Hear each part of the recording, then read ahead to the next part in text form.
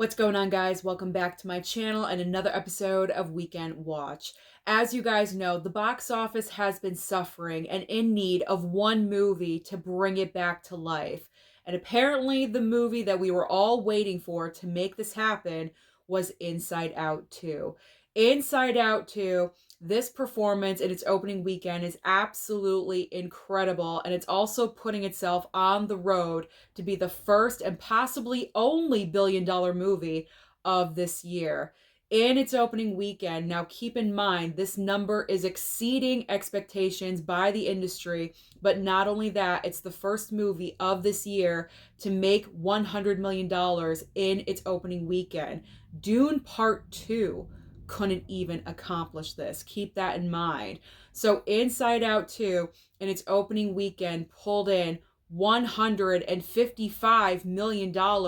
That is just domestically, because worldwide it's sitting at $295 million. This is great news. As you guys know, you could see it's written all over my face. I am so thrilled to be sitting here and reporting big box office numbers. This is what I want to talk about the entire year round. This is how it should be.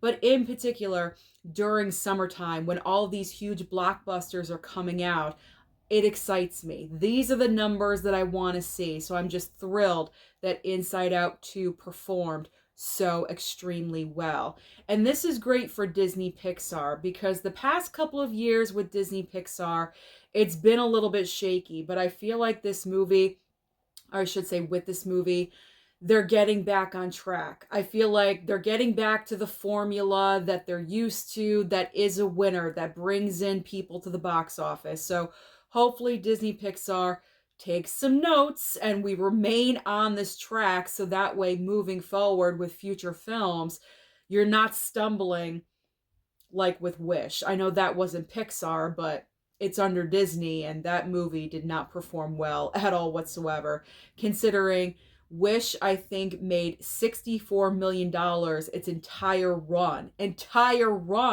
domestically, where Inside Out 2 pretty much made that in one single day. So those are the numbers that we're dealing with and comparing, and there is no comparison. This is doing extremely well. Disney, pay attention. This is what you need to be doing, and bringing in that money. You'll be good. You'll be good moving forward in the future. But let's talk about the rest of the top five, because we have some interesting movement, and also Bad Boys Ride or Die, which is in spot number 2, had a fantastic follow-up from last week's opening weekend. So in weekend number 2, Bad Boys Ride or Die, even though going up against Inside Out 2, still brought in $33 million in its second weekend. So that is absolutely great. And worldwide, the movie is sitting at $214 million. So it's right on track with the previous film, because Bad Boys for Life, by the end of its run, ended with right around 400 million, just I think like 420 or something like that.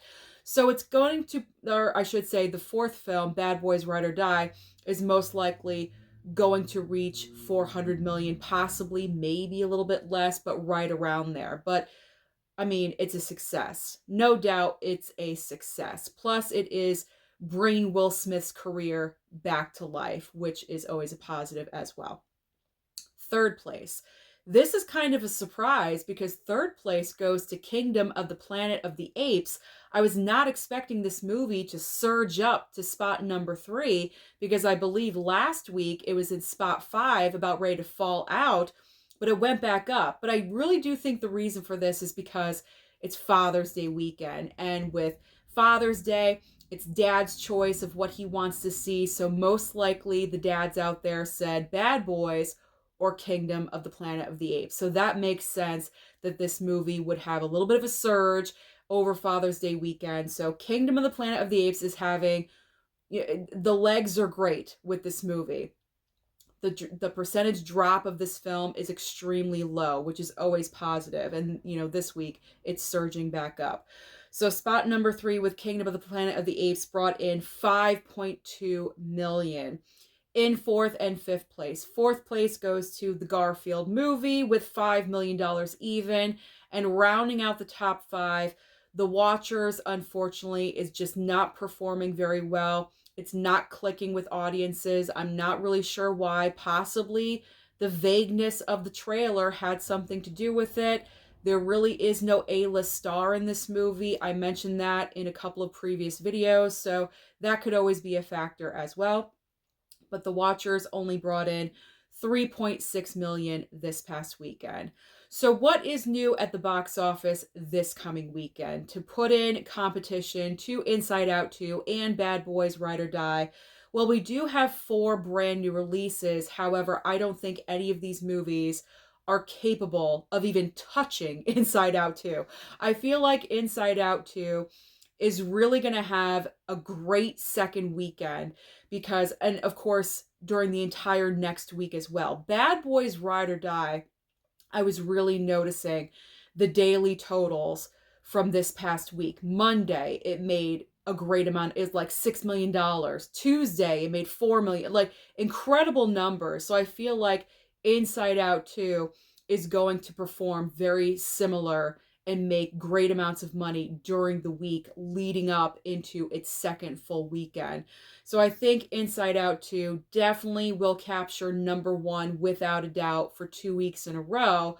But it's going to be interesting to see what happens in its third weekend when the debut of A Quiet Place Day 1 happens, because those movies usually open up very huge. But what's going to happen when you have such a popular movie like Inside Out 2 going up against A Quiet Place Day 1? Which one of these movies is going to be at number one? So that is going to be see, this is why I get excited. You know, it's going to be interesting to see which movie is going to take that number one. Inside Out 2, is it going to stay there or is it going to drop off? All right, but let's talk about this. I went on a rant, sorry. You know me and my rants. But let's talk about this weekend's coming box office with 4 brand new releases. Okay, so the first major big brand new release, we have The Bike Riders. And this is actually my gold star recommendation for the week. This movie was supposed to debut last year. There was a lot of award season talk behind the movie. There's great actors in this film. You have Tom Hardy, Austin Butler, Jodie Comer. But unfortunately, the film got delayed, I believe, because of the strikes that happened. So because of that, because that issue happened, they wanted to delay the movie. So it's coming out this coming week in June. You know what I'm trying to say. Okay. So it's coming out now. Hopefully the award season talk will continue for this year, because honestly, there really isn't a lot. There aren't a lot of movies to get hyped up and excited about, in my opinion, for award season. But I don't know what's coming down the line. Maybe something, but this is the year of sequels and prequels, and usually movies that fall into that category don't really get acknowledged. It's more like original films, standalone movies that are nominated during award season. So it's going to be interesting to see if The Bike Riders can actually make it into award season this year. That's my entire point that I'm trying to get across. I know I'm very long-winded today, but that's what I'm trying. You know what I'm saying. That's what I'm trying to talk about. So The Bike Riders is the main brand new release, my gold star recommendation. But besides The Bike Riders, there are 3 other options as well. I guess the next largest release would be called The Exorcism with Russell Crowe. Now, this movie, I feel like I kind of have to talk about with you guys for a second, because you would think right off, oh, that's the sequel to The Pope's Exorcist. It is not. This is not a sequel to The Pope's Exorcist, because Russell Crowe starred in that movie as well. And I just find it very strange that Russell Crowe decided to do another exorcism movie, or another exorcism themed movie, that's not associated with The Pope's Exorcist. And I do believe The Pope's Exorcist did just get greenlit for a sequel. So I'm not really understanding the choice here. But The Exorcism is a completely different film. It is not associated with the Pope's Exorcist at all whatsoever. I just want to make that completely clear to you, because if you are not, obsessed with movies like I am, you may have seen the trailer or heard about this movie and just think, oh, it's a sequel to The Pope's Exorcist, and you may get excited, but it's not. It's a completely different movie. That's all I'm trying to say. So we do have The Exorcism coming out. I'm not really sure how this movie is going to perform, only because going up against Inside Out and Bad Boys, I'm not sure this movie is going to break into the top 5. Maybe it will surprise us. Who knows? My stomach is growling. I'm not sure if that got caught on film or not, so I'm just going to let you know. My stomach's growling. I'm hungry. It's lunchtime. Anyway, so The Exorcism, we'll see what happens. It is great counter programming. I will say that. If you've already seen Inside Out 2 and Bad Boys and you're looking for something completely different, then you may want to go and see The Exorcism. So we'll see what happens with that one.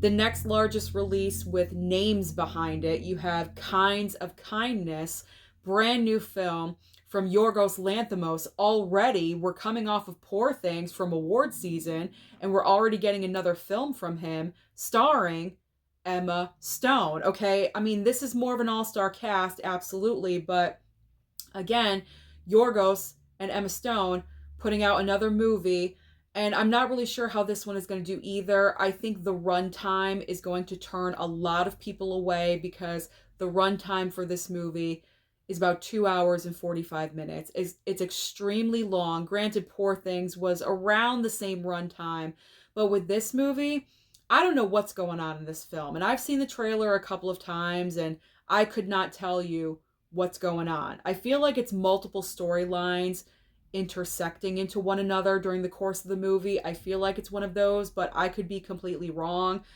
But I'm kind of curious about it. I'm not going to lie. But the runtime is kind of putting me off just a little bit. So I may choose to just watch that at home, because almost 3 hours, I don't know. I don't know if I could do, I don't know. I did Poor Things and I was kind of feeling it just a little bit, but I don't know. And the fourth and final brand new film, let me just move on. The fourth and final brand new film is called Thelma. I don't think this is going to perform at all whatsoever.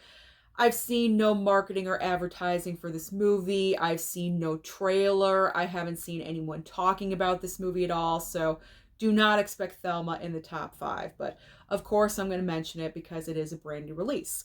All right, so now we are moving on to streaming, because as I always say, there's always options on streaming for you. So over on Netflix, we have a brand new film starring Jessica Alba. My God, where has she been? She just kind of disappeared, but she's back with a brand new film called Trigger Warning. There's also a brand new documentary on Netflix called Black Barbie. Over on Hulu, Hulu has a brand new there's a lot of documentaries and docuseries this week. A brand new docuseries called Cult Massacre: One Day in Jonestown. I don't think this one is personally for me, so I'm probably going to skip it. But if you guys watch it, comment, give me some feedback, let me know how it is. All right, over on Amazon Prime, we have Federer 12 Final Days, and also Oppenheimer is debuting on Amazon Prime. So if you never picked up the physical, if you don't have Peacock and you couldn't stream it over there, and you do have Amazon Prime, then now's your moment. This week, you can finally watch Oppenheimer. And of course, obviously, I do recommend, because I thought it was a great movie. Our brand new latest Best Picture winner, so watch it. That one is 3 hours, but that is worth your time, in my opinion. All right, speaking of Peacock, Peacock has another huge debut this week.